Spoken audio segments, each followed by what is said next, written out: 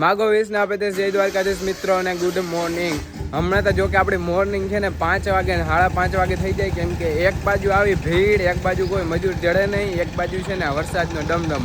જો આજે છે ને વરસાદનો જેવું થઈ ગયું છે વાતાવરણ પાછું, અને આજે આપણા પાસે છે ને 12 ને 14 મજૂર આવે છે. આજે બપોર પછી 12 જણા આવે ને બપોર પહેલાં 2 જણા આવે છે. એટલે આપણે આજે છે ને મગ મહરવાના ચાલુ કરી દેવાના છે.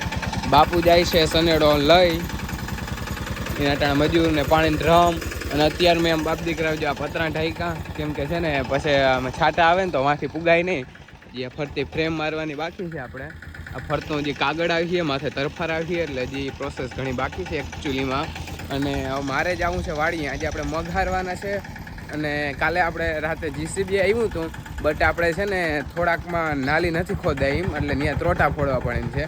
અને ત્યાં ત્રોટા ફોડીને તો પછી પાણકા વીણવાની નવરાત નથી, એટલે અડધી નાલી કરી નાખી હતી, તો પછી પાછી બૂરી નાખી વળી, એવું કર્યું છે. તો સારું, હાલો તો તમે વિડીયોમાં કન્ટિન્યુ બની રહેજો. અને ભીડ એટલે વાતું પૂર્યું એવી ભીડ છે હમણાં. મિત્રો તો અત્યારે વાગી ગયા 10:30, અને છે ને તડકો એટલે વાતું પૂર્યું. અને અત્યાર સુધી આપણે છે ને ખળ વાટતા હતા. જો આમાં છે ને ક્યાંક ક્યાંક ખળ હતું ને બીવાળું થઈ ગયું હતું ને બધું વાઈટું. અને આજે અત્યારે તો એક જ મજૂર આવ્યો છે. બપોર પછી આપણે 10-11 જણા આવીએ, એટલે આ બધું આપણે હારી અને શું કહેવાય પગાર કરી નાખવાનો હે. પછી કાલ સવારમાં આવીએ ફૂકણી, કાલ સવારમાં આવીએ બકરા, એટલે કાલ સવારે આપણે ખેતર ખાલી થઈ જાય.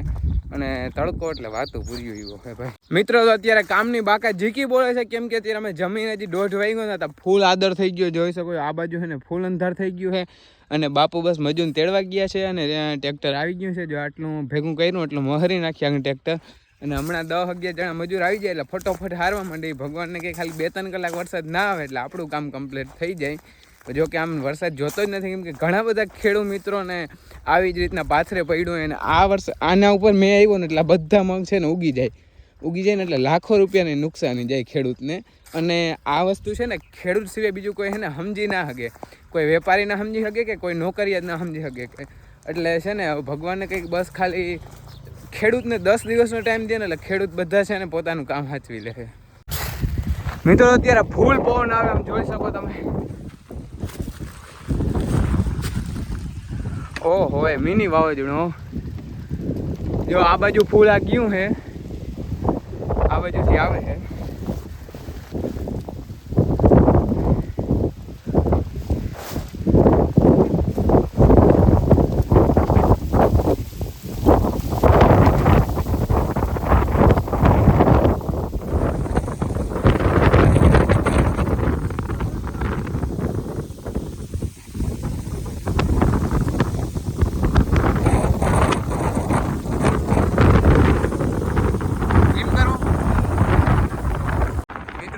મજૂર બધા આવી ગયા છે, અને પાછો પવન ઉપડ્યો છે, અને આ વાદળું બહુ ફાટ્યું છે આ બાજુ.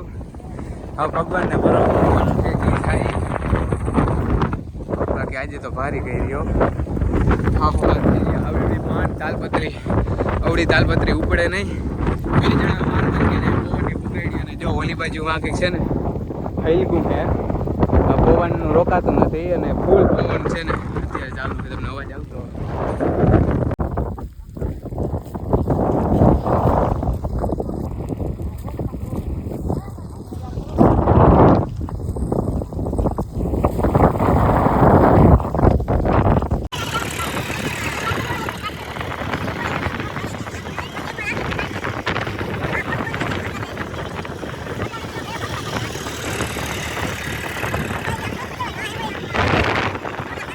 મિત્રો. તો આજે તો હે ને ભગવાને 4 હાથ રાખી દીધા. આજે વરસાદ ને આવ્યો ભગવાનની એટલે ખૂબ ખૂબ મહેરબાની. અને હરાઈ બહુ જાજુ ગયું, અને હજી રહે બહુ જાજુ જાય. જો હજી છે ને આટલું બધું બાકી છે, અને આટલું બધું હરાઈ ગયું હે.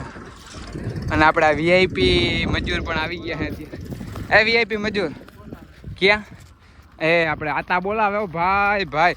હાલો તો જે હારવા માંડી, નકર ખૂટવાનું આજ છે નહીં, અને કૂટાઈ જવાના છે પાછા આજે આપણે. ફાઇનલી બધા ભર કમ્પ્લીટ વરી ગયા છે, કેમ કે પછી હારવામાં પૂગ થાય મતી નહીં, એટલે પછી ભર વારતી હતા. એટલે એમ કીધું રાતે છે ને પછી ભર ટ્રેક્ટર હારતું આવે, અને નકા ઓલા પાથરા એક જોરીયું હારવી પડે. એટલે જો આ બાજુ બધા ભર વાર દીધા, કંઈક 20-25 ભર થયા છે, અને અડધું હું કાઢી લીધું. અને હા, પગારે થઈ ગયો ઘણો બધો અડધાનો, એવું બધું છે. અને અત્યારે એક વાદળું છે નહીં જોતા. આ ખરેખર પથારી ફેરવવા જ આવ્યો હતો, જીરીક વાર આવ્યો હતો, ભગવાને હાથ રાખી દીધો એટલે વાંધો નથી, મેળ આવી ગયો. વાગી ગયા 7:30 ને આપણે ઓલા મજૂર આવ્યા હતા એ બધા વયા ગયા છે અને અત્યારે આપણે ફૂલ નાઇટ કામ કરવાનું છે કેમ કે આજે મેમાંથી આજે બચી ગયા પણ હવે કાલે બચવાની શક્યતા બહુ ઓછી છે એટલા માટે આજે આપણે જો રાતે કામ ચાલુ જ રાખવાનું છે આમનું અને બધું કાઢી નાખવાનું છે. હવે ચાલુ કરી દેવાનું હોય ટ્રેક્ટર રાખવાનું ગોળ રાઉન્ડ ગોળ.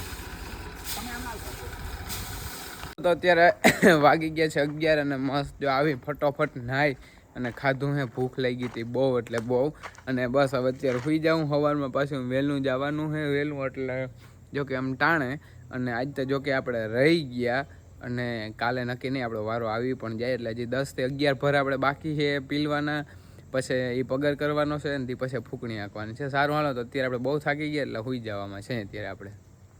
માગોવીસ ને આપણે જય દ્વારકાધીશ મિત્રોને ગુડ મોર્નિંગ. હમણાં તો જો કે છે ને હાવ આમ વાતો પૂરી એવું છે કેમ કે જો છે ને અત્યારે વાગ્યા 11 અને મગ કાઢવાનું કામ ચાલુ છે. અને બસ હવે થોડાક ભર્યા છે અને આપણે ઓલી જે વચ્ચે ખેતરમાં લાઈન નાખવાની હતી ને એ આપણે મશીન આવ્યું હતું હમણાં એક દી, બટ છે ને એક જગ્યાએ કડો આવ્યો ને તો ત્યાં લાઈન ના નડી, શું કે આપણે ઓલો ખાડો ના થયો એટલે ત્રોટા ફોડવા પણ એમાં હતા. જો ત્રોટા ફોડી તો પાણકા વીણવા પડે, પાણકા વીણવા માટે મજૂર કહેવા પડે ને મજૂર ટાણે ક્યાંય જડતા નથી એટલે છે ને ટાણે જે આ લાઈન છે ને રાખી દીધી અહીંયા કેમ કે આ લાઈન છે ને હવે હું હાથથી તો પરી થતી નથી, બહુ વજનવાળી છે એટલે હવે ટ્રેક્ટરથી છે ને હેઠા ઉપર નાખી દઈ છે. હવે માંડવી ઉપડે ને તહીં પાછી નાખવાની થાય. જો આપણે છે ને અડધા ખેતરમાં જો આ નાલી ગાળી દીધી હતી પણ જો અહીંયા આવીને ત્યાં કડો ભૂટકી ગયો તો પછી છે ને કોઈ રીતે થાય એમ નહોતું ને એટલે પછી છે ને હવે ત્યાં ટ્રેક્ટરને આ કીધું ને એ લાઈન કેમ કે આ છે ને 7-8 જણા થયા ને તે માંડમાં થોડીક હઈતી હતી બહુ એટલે બહુ વજનવાળી લાઈન છે. અત્યારે આવી ગઈ છે ફૂંકણી અને જો બધું કમ્પ્લીટ થઈ ગયું છે. આજ થોડુંક વાતાવરણમાં ચેન્જ છે, જો વરસાદ જેવું છે બટ કાલ જેવું નથી એટલે વાંધો નથી. હવે જોઈ મગ કેટલાક થાય શું છે હકીકત. 4-5 જણા છે કાઢવાવાળા.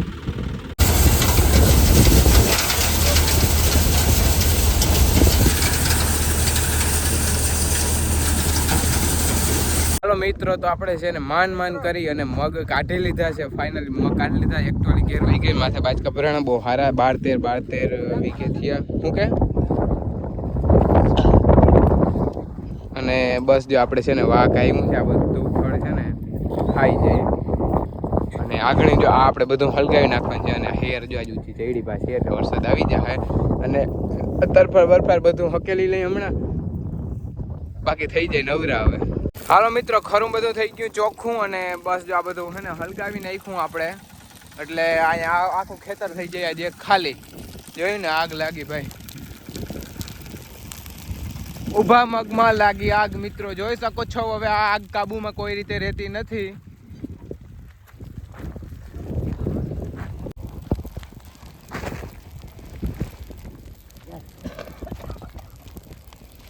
હાલો મિત્રો કમ્પ્લીટ આપણે કામ થઈ ગયું છે. જો ટ્રેક્ટર પાછું ભરાઈ ગયું છે, ખરું આખું ચોખ્ખું થઈ ગયું છે. બસ આ ખાટલો ની 2 વસ્તુ અહીં રાખવાની છે. બાકી જો ધુવાળા કાઢી નાખ્યા છે આમ ક્યાંય સુધી જો ધુવાળા જાય છે અને લગભગ કાલ બપોર થાય ને તો પાછું ખેડાઈ જાય અને વાં એક ખરાને ઢગલો પડ્યો હતો ને બાપુ એ હલગાવે